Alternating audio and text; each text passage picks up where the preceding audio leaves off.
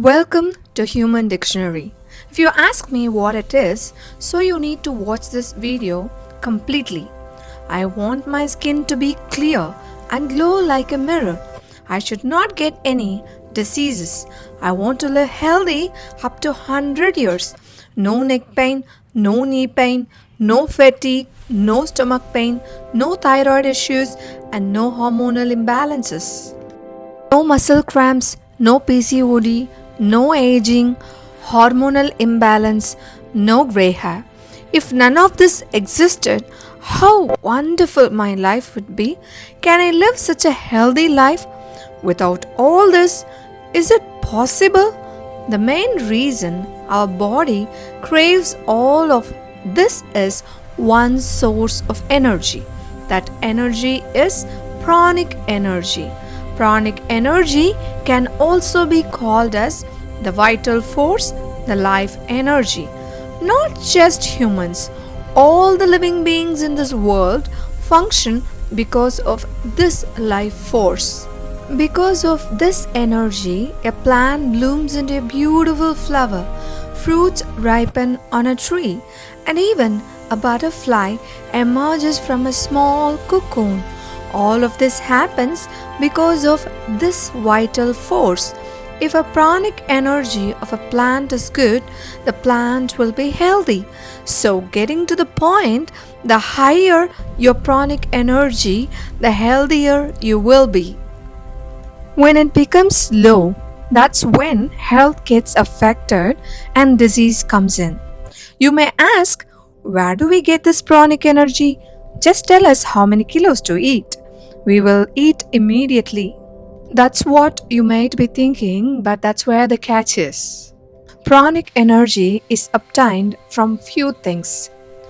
Pranic energy is mainly obtained during deep sleep stage 3. Next is pranayama, deep relaxation and meditation. Some amount of pranic energy is also gained through food and water. To gain this pranic energy fully in our body, there are certain things we must definitely do and certain things we must definitely avoid. Now let's see what we should not do first. In priority list, the first one is sleep. People usually do night outs and it's normal for them and they sleep in a day. You may say, sleep is a sleep, whether it's day or a night. But actually, that's not true. There is a strong connection between working in a sunlight and sleeping after darkness. To understand this, let's see a bit about circadian rhythm and SN nucleus. From a part of our brain called the hypothalamus through the suprachiasmatic nucleus, around 20,000 neurons connect to all parts of our body.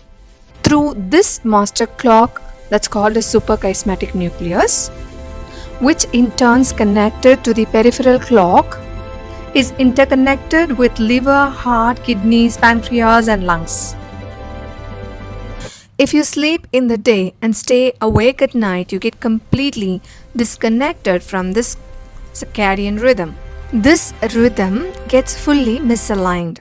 When this master clock gets disconnected, then that leads to peripheral clock disconnection. When there is a misalignment in these three rhythms, it leads to complete hormonal dysfunction.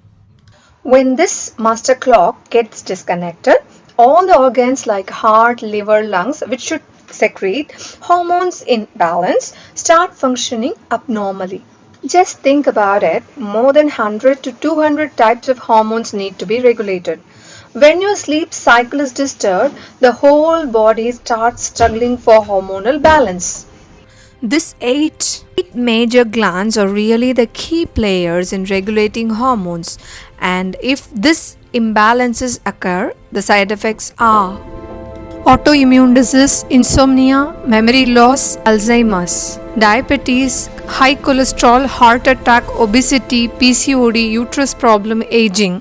I can't sleep. My mind won't shut off. I can't remember what I just said. My blood sugar is always high. The chest pain is crushing. The cramps are unbearable.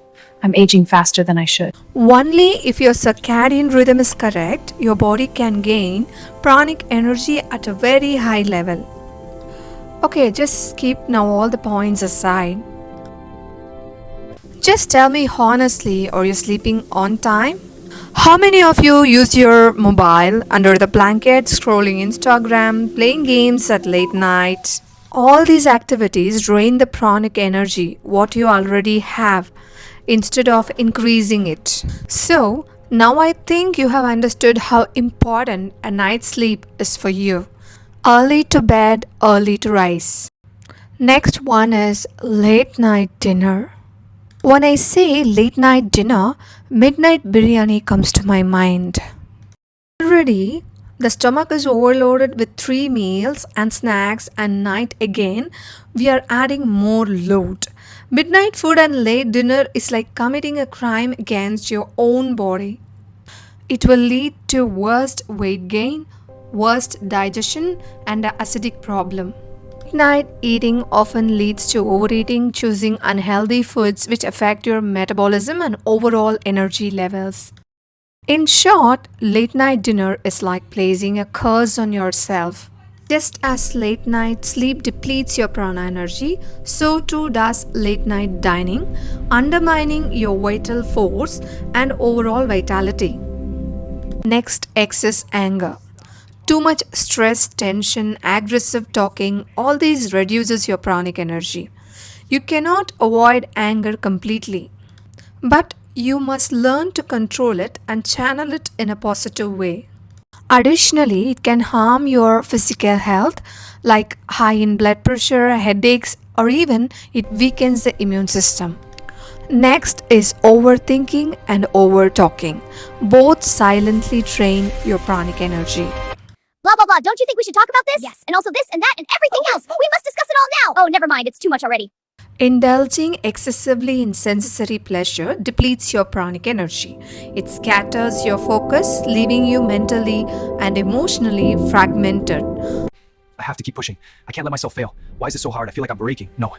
Now, let's focus on what we must do to increase our pranic energy. Early sleep and make sleep cycle as a pattern of daily lifestyle. The time cycle in which you practice your sleep will naturally set itself after a while. In fact, even for those with insomnia, be consistently following the same sleep pattern, it can be easier to recover. As per Human Dictionary, the dinner is typically at 6 pm and bedtime is around 9 pm.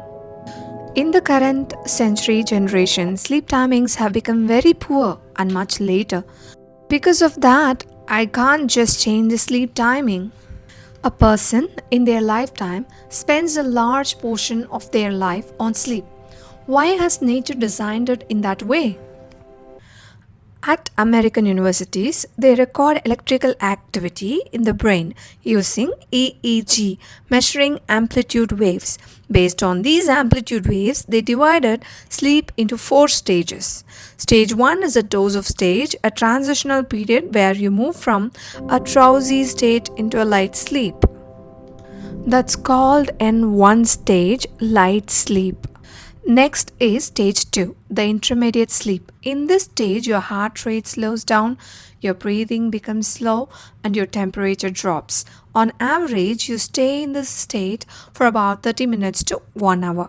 You have now fallen asleep, but this is the stage where before reaching deep sleep. After this, the third stage is N3, the deep sleep state. In this state, it's very hard to wake someone up.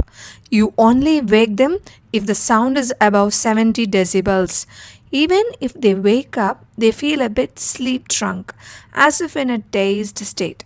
This is most crucial stage of the sleep because it is during this time that we receive the greatest amount of pranic energy, this universal powerful life force that your body gains.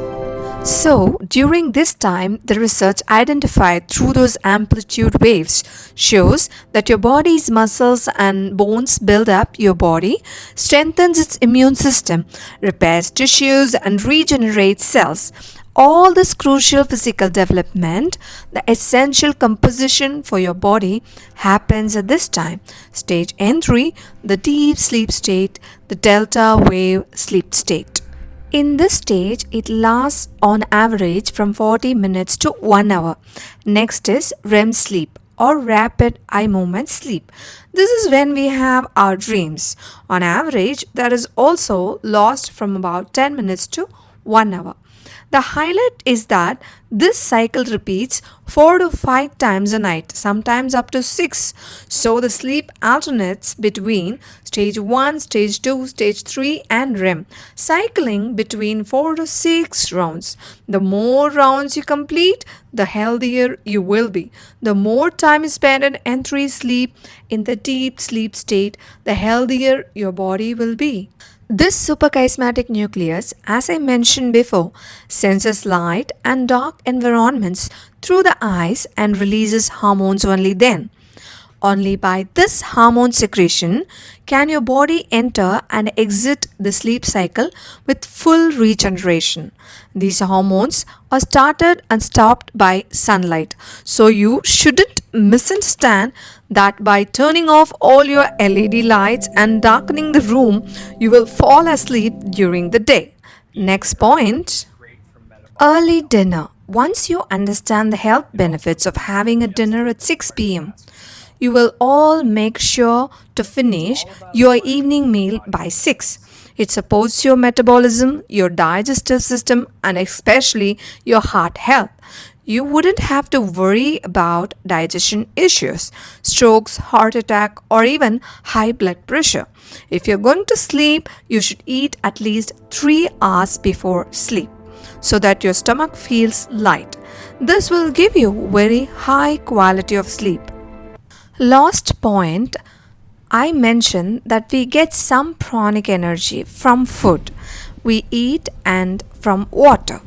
Now, if we eat food until our stomach is completely full, the pranic energy we receive will require even more effort to digest. So, instead of eating until you're completely full, even if you eat just a little, the pranic energy you get will not be sufficient. So, you need to maintain a moderate, balanced amount of food.